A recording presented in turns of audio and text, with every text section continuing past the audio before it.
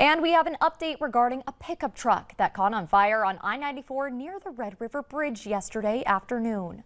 North Dakota Highway Patrol has confirmed both the driver and passenger were able to get out unharmed. Authorities say after noticing black smoke, the driver pulled over and both him and the passenger exited safely.